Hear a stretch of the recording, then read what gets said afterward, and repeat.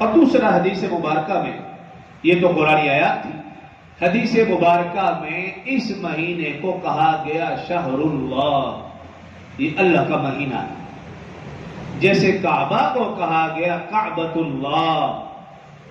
اور حضرت صالح علیہ السلام کی اونٹنی کو کہا گیا ناقۃ اللہ،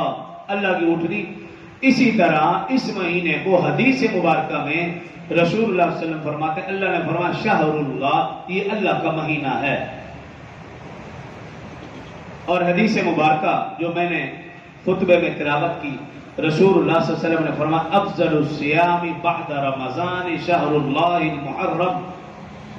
فرمایا رسول اللہ صلی اللہ علیہ وسلم نے رمضان کے بعد سب سے زیادہ فضیلت والے روزے محرم الحرام کے۔ پہلا عمل جو بتایا وہ یہ کہ اپنی جان پر ظلم نہیں کرنا، اور دوسرا عمل اس حدیث مبارکہ سے کہ رمضان کے بعد سب سے زیادہ فضیلت والے روزے محرم الحرام کے، روزوں کا اہتمام۔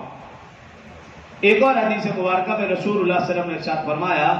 کہ اگر عام دنوں میں روزہ رکھو گے ایک روزہ ایک دن کے برابر، لیکن اگر محرم کا ایک روزہ رکھو گے تو ایک روزہ 30 روزوں کے برابر، ایک روزے کا ثواب 30 روزوں کے برابر۔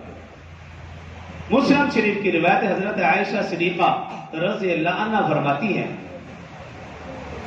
رمضان المبارک سے پہلے محرم کے روزے اس امت پر فرض تھے، جب رمضان کے روزے فرض ہوئے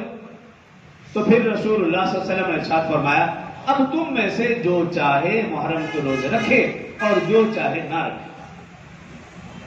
نسائی شریف کی روایت حضرت عبداللہ بن مسعود رضی اللہ عنہ راوی ہیں، فرماتے ہیں رسول اللہ صلی اللہ علیہ وسلم مکہ سے مدینہ ہجرت کر کے تشریف لائے، محرم الحرام کا مہینہ آیا اور 10 محرم کا دن آیا تو رسول اللہ صلی اللہ علیہ وسلم نے دیکھا یہودی اور عیسائی 10 محرم الحرام کا روزہ رکھتے، یہودی اور عیسائی 10 محرم الحرام کا روزہ۔ تو رسول اللہ صلی اللہ علیہ وسلم نے ان سے پوچھا کہ تم کیوں 10 محرم کا روزہ رکھتے ہو؟ تو یہودی کہنے لگے اللہ رب العزت نے موسیٰ علیہ السلام کو فرعون سے اور اس کے لشکر سے نجات دی، جو میں نے آیت مبارکہ پڑھی۔ تو جب انہیں نجات دی حضرت موسیٰ اور ان کے ماننے والوں کو، تو بطور شکر کے ہم 10 محرم کو روزہ رکھتے ہیں۔ عیسائیوں سے پوچھا تو عیسائیوں نے کہا